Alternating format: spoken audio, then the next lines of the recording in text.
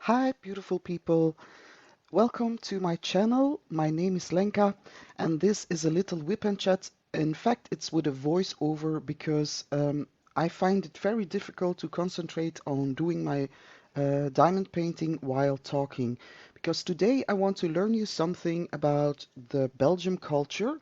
There was a lovely subscriber of mine that suggested that I would talk a little bit about Belgium and the customs here and everything. So I thought that's a great idea. So if you want to learn more, stay tuned and let's get into it. Well, Belgium. Belgium is a small country, but it has got a rich history and rich culture, I believe. And in Belgium, there are three languages. Official languages. In order of occurrence, it is Dutch, French, and German. Um, my native language is Dutch, but I started to learn French in elementary school. So that's really at a young age. I was 8 years old or 7 years old the first time I started to get French lessons. I'm not saying that my French is very good. It's a difficult language for me to write in, but I can make myself clear and I can speak with someone that's French, so no problem there. German, on the other hand, I had German in high school, so in high school you start to get the third language, and I found it very difficult. So when I switched schools, I switched to arts school in the fourth year of my high school, and then we had the choice um, to get or German or Spanish, so I chose Spanish. Um, I got Spanish for 4 years. No, what am I saying? Yeah, 4 years? No, 3 years. 3 years. But I wouldn't say that my Spanish is really good. I can read things in Spanish, I can understand some, but I cannot really speak. And you know, the Spanish language is so beautiful, but they speak so fast that I find it difficult to understand. But yeah, about Spanish. Uh, One time when I wrote a message to a colleague because I was really stressed out and I said, "Oh my God, there's this client that's pissing me off. Sorry for my language, but the client was really pissing me off and I want to help him, but I don't know what to do to help, and blah blah blah." And she wrote me back, "Mantader la calma." And I found it so hilarious. And that's a thing that I say a lot. Mantader la calma. It means stay calm, keep calm. So keep calm and carry on. So that's about the languages. Then the next question was talk a little bit about the religion here and the faiths. And there are three official faiths here in Belgium. There is Christianity, which has got the branches Catholic, Protestants, Orthodox, and Anglicanism, but I don't know very much about them. We've got Islam, and that's mainly in Brussels, Antwerp, or Charleroi. And we've got Judaism, and that's in Antwerp. There's a Jewish community, and they still speak the language Yiddish, which is typical language for the Jewish community, and it's the largest community in Europe. So, as you can see, there are many religions here in Belgium.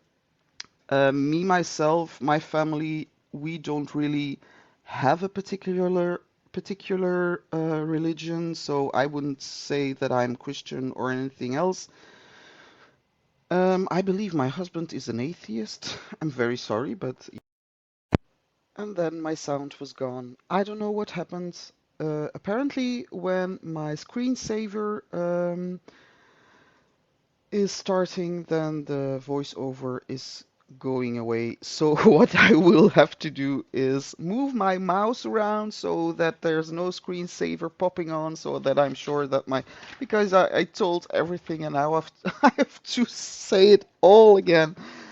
But no worries. So we had languages, we had faiths.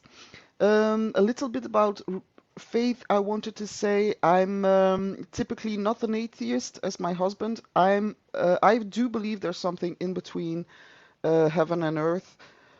I typically believe in the law of karma, like you get what you sow, you reap what you sow, and what you do comes back to you. So yeah, that's all about belief. My children go to a Catholic school because most of the schools here are Catholic. So yeah. Then very interesting part is traditional food and things here in Belgium to eat and to drink. So first off, we have got lots of types of beers. Beer, it's like you won't believe how many sorts of beer we have. I know in the USA there are cafes where you can go and taste special Belgian beers. I'm gonna talk a bit about Affligem. Affligem is the village where I live, and there's a monastery that was erected in 1062. So imagine 1062. Do you know how early that is? And the first mentioning of brewing beer started at 1074. So, and they have been brewing their beer until 1940. So that's a lot of beer. And then the brewing of the beer was given out of hands to a corporation that now makes the beer, but it's really a delicious beer. It's blonde, it's brown, you have all different types. So then, Belgium is also known for chocolate, of course, Belgium chocolate. I don't typically eat chocolate, and that's really weird because my husband, he works at a chocolate factory. He's a team leader there, and he brings home lots of chocolate, like these pellets, milk chocolate, brown, fondant, we call it, black chocolate. My favorite type of chocolate is, in fact, Côte d'Or. And I don't think that's chocolate they make. So my favorite chocolate is Côte d'Or with hazelnuts. And Côte d'Or is also a typical Belgian mark, I believe. And then we are known for our waffles, of course. So you've got Belgian waffles, and I sure that somewhere in the US you can go eat Belgian waffles and that you've heard of it. It was, in fact, first time introduced in the USA by a man from Brussels. So it was called Brussels waffles at first, but then it became Belgian waffles, and you can eat it with sugar on top of it. You can eat it with strawberries, any type of fruit. Really delicious, and yeah, that's for people who like sweet. I'm more of the salt and hearty snacks. So, very well known also is in our country are the French fries. And I hear you thinking, yeah, French fries, you live in Belgium. It's actually an ongoing dispute if fries are invented in France or if they were invented in Belgium. But in Belgium, it's really well known. There are millions of millions. No, no, that's exaggerated. But there are many places where you can get the French fries, and it's typically eating with mayonnaise. It's called mayo over in other countries, I believe. And that's something that we eat a lot in our family. A lot, I wouldn't say, typically one time or two times a week. We eat it with a stew or with something else that's really known here. That's boulettes, that are meatballs, and we eat it in tomato sauce and tomato sauce with mushrooms. It's really, really good. Also, something that I would make typical Belgian dish is waterzooi. And waterzooi is a creamy soup-like stew that's made with vegetables, cream, eggs, and chicken or fish. I would make it with chicken. It's really, really good. It was invented. It was first made in Ghent in the Middle Ages, so it's a very old traditional dish, especially for Ghent. And then what we make a lot in our family is stoomp. And that's funny. Stoomp, that's mashed potatoes, and lots of time it's mashed potatoes with vegetables, so with broccoli, with carrots, anything. And stoomp, that comes from the word stompen, and it means to punch. So I always find it so hilarious because you guys, you mash your potatoes, we punch our potatoes. It's like we are these violent people, but we're not. We're really not. So what's well known also is sirop de liège. It's a syrup made from apples, pears, and dates, and they come in these beautiful mint green boxes. Ah, you might have heard about it. I don't know. And then another typical Belgian dish that in our family we make a lot. No, I don't make it. That's the dish that my husband makes because he knows how to do it very well. It's Belgium endive rolled in ham with a cheese sauce and toppings of cheese and then put in the oven. And then we eat potatoes at the side. Do you get hungry already? I do. Oh my God. And another thing we are very well known about is the cheese. We've got Hervé, Maretsu, cheese from Brussels, and I assure you, cheese from Brussels, the smell alone, it's terrible. So I never ate it, never tasted it. I wouldn't go near it. It's awful. But that's something. Most of the time, it's mostly the elderly people who still have this tradition of eating this type of cheese. So that's about the food. Then another question was the holidays. If we celebrate typical Belgian holidays, and I must disappoint you, not really. We have typical festivities. That's another thing, but the only thing that's really in Belgium itself, it's the national holiday. That's the 21st of July. I don't typically celebrate it with my family because um, I'm not really a nationalist. I like Belgium, but I wouldn't mind living in another country as well. So I don't know. It's something we don't really celebrate. In the street, however, there are some people who put out the Belgian flag and everything. But we typically don't do it. Um, like, we have got festivities, really great festivities. One that's very well known is the carnival, and especially the Carnival of Aalst. That's the carnival I would go to. It's a 3-day carnival, and those people who go into the parade, they work on their carriages like they work on it like a full year, and then it's 3 days of festivities. So the 2 first days, there's a parade with all the wagons, and it's really funny because it's always actuality that is presented like what's happened in the past year and everything. So really recognizable things. So it's really funny. Um, what was I going to say about that? Yeah, then the third day, it's really funny because then it's the day of the Vuile Jeannette, and that's the day that the men dress up in women's clothes and go struggle about the streets. They do also do a parade. They typically have got a lamp on their head. I don't know why. It's also tradition, but I'm not really familiar with that.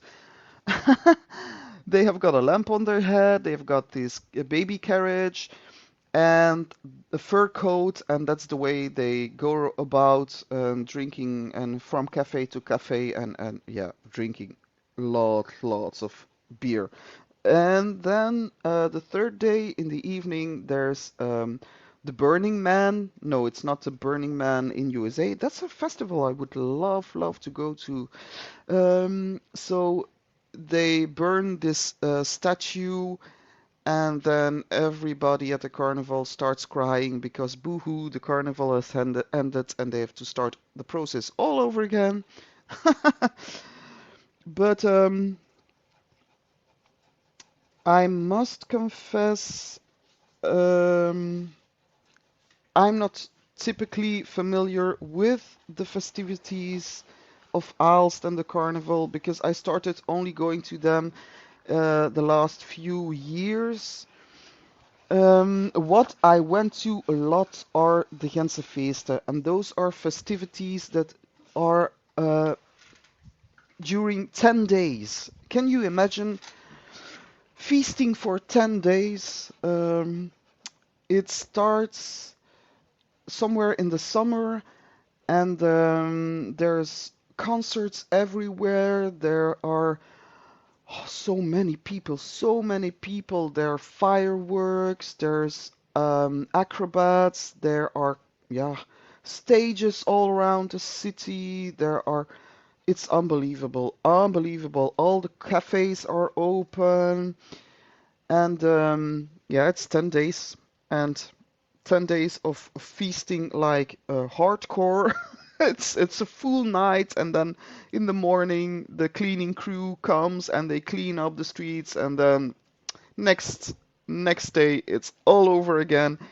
So most of the people that live in Ghent migrate to another village during the Gentse because of, yeah, or some people take their leave of absence when it's Gänsefieste, just because it's too crowdy and too noisy to be in the city when you have to be able to do other things because it's a full night and there are drunken people all over in the streets and shouting.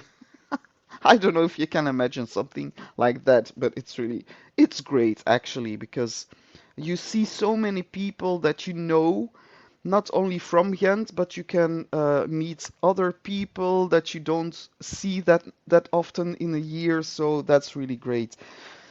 Then there was a question about the population. Well, I will put some numbers in the video because we are a very populated country. We are the 22nd most populated in the world and the sixth most populated in Europe. So, yeah, that means something when you put it. And we all live really close together. So sometimes I really want to escape and go somewhere where I can go a full day without seeing a living soul. But yeah, if you're really fond of being around people all the time, Belgium is the place you should really live and come. So typically, the traffic in Belgium is one of the most congested in Europe, and I wouldn't drive my car because I have no driver's license because I thought to myself there are already too many cars in the world and typically in Belgium. So wherever I go, I do it by bicycle, I walk, or I take the public transportation. And here it's really elaborated. We've got trains, trams, buses, metro. We even have got, in the big cities, we've got some carriages with horses. I would love it when that all goes back to carriages and horses. That would be so great. So I would go to work typically by train or uh, bus. Yeah, that's how I would do it. My children go to school by bus. My husband, he takes his car to go to work, but sometimes in the summer or when it's a good day, he does it by bicycle. And yeah, maybe that's something I can mention also. Here in Belgium, typically for sports, we have got cycle racing, and one well-known cyclist that you might know wherever you are in what part of the world is, because he's very famous, is Eddy Merckx. And Eddy Merckx won a lot of prizes, and they call him the Man of Steel. No, not Superman, the Man of Steel. And I will put some photos in, so maybe you recognize him. And other things typical of Belgium, and I'm mostly talking about Brussels because I live near Brussels, and Brussels is the city where I went to school most of the time. A very typical thing and attracts many, many tourists in a year is Jeanna Capis. And Jeanna Capis is translated as Little Pissing Man. And no, I'm not gonna put in a photo. I'm very sorry, but YouTube has gotten so strict, so I would be scared that they put down my video. So Little Pissing Man was erected in 1619, and it's actually a statue of a little boy pissing, that's all. But it's very famous. Why?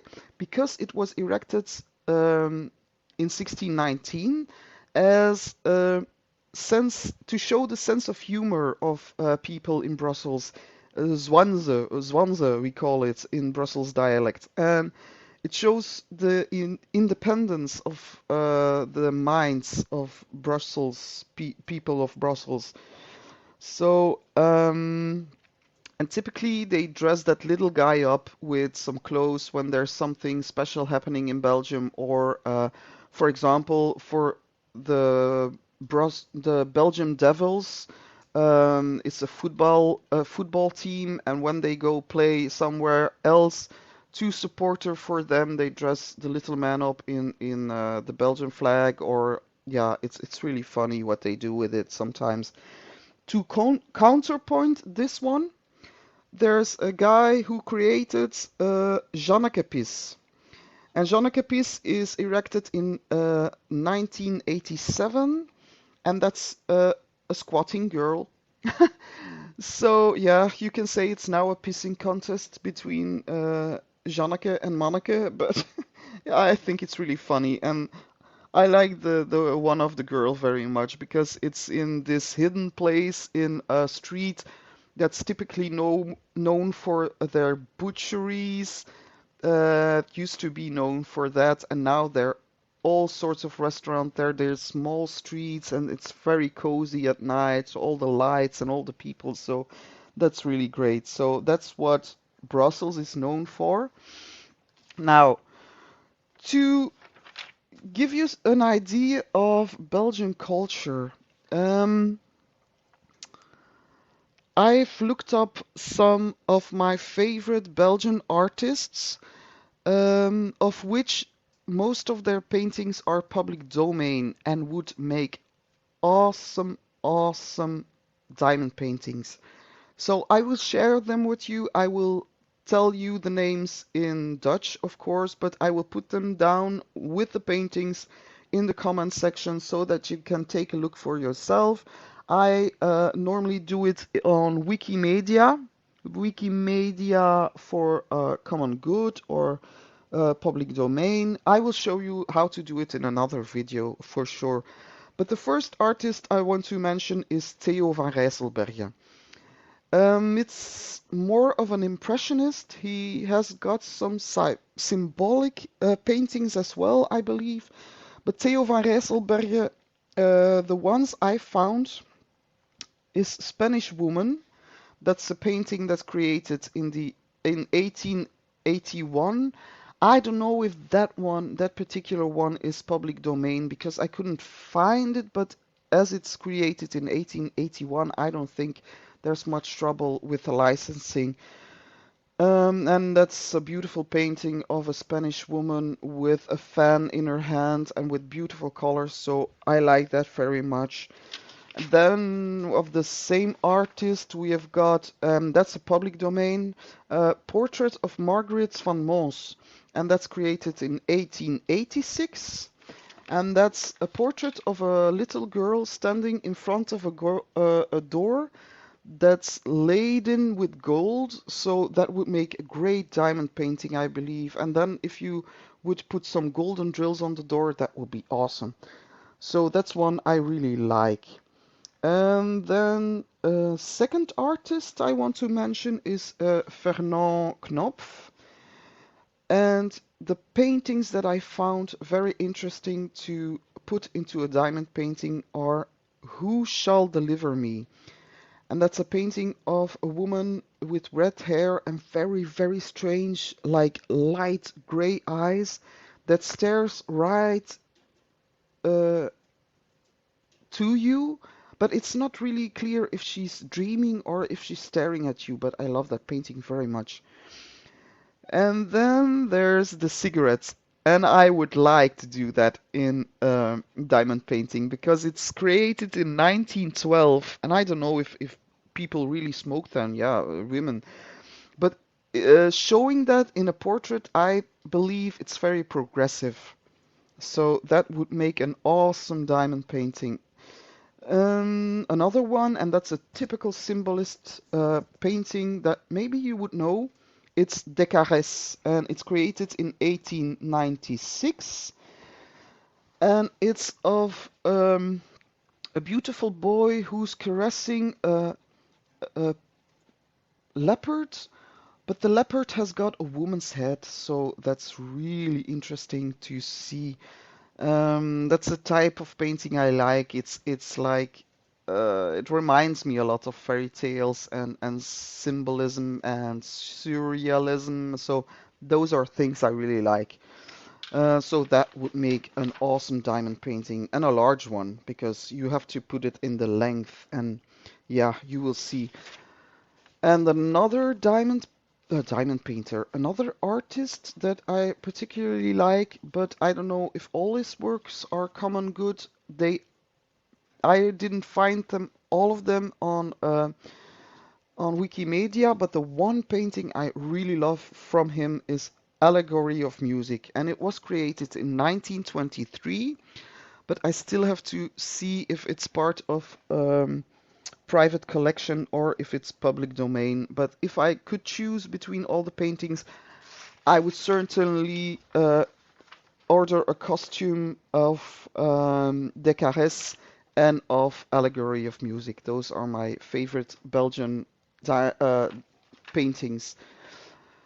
Of course, we've got other artists that are well known, but the problem is their work is not public domain because or they aren't dead for 70 years or it's of a private collection. But you've got Paul Delville, you've got Permeke, you've got Leon Spillaert. Some of those paintings are, I believe, in the public domain.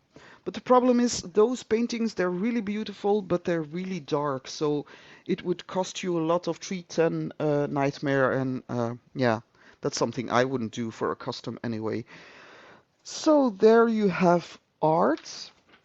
There is still one thing I want to mention, and it's about music. So typical music tradition in Belgium. I wouldn't know if there's really a tradition in music. Yeah, there must be, but I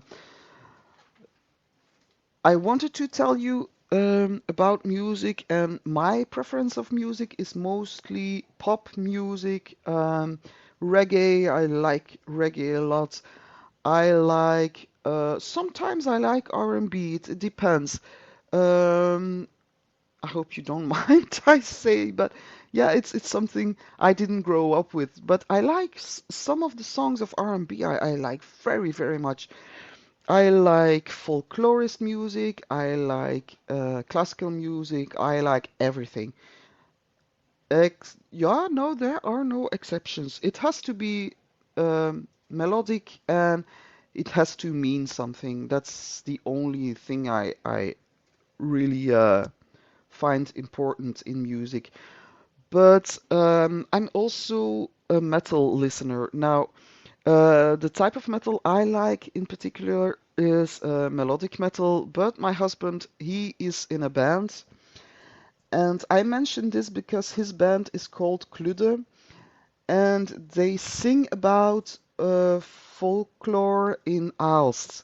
So they looked up some stories of Aalst and they sing about it. And sometimes it's very gruesome, yeah, I must admit, because it's metal after all. But if you are interested, um, they have got a video clip, and there's something very interesting about that video clip.